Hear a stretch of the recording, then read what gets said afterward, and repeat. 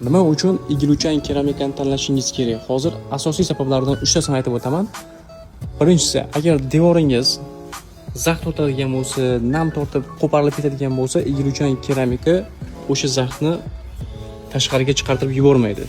Ikkinchi sababi o'rtoqlar, egiluvchan keramikani o'rnatish nihoyatda oson. Sababi 1 metr kvadrati atiga 3-4 kilogramm atrofida bo'ladi. Bu ma'lumotni oldingi videolarimda ham aytib o'tganman va mana shu yengilligi sababli fasad bo'ladimi, interyer bo'ladimi, barchasi vaqtingizni tejaydi.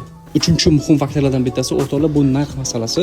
Siz toshdan tayyorlangan, toshli teksturani imitirovat qiladigan devor qoplamasini xohlayapsiz, lekin travertin, mramor yoki keramik granitlar juda ham narxlari baland ularning.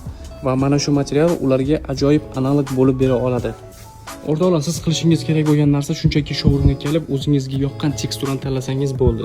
Xohlagan rangingizda va xohlagan hajmda yetkazib beramiz.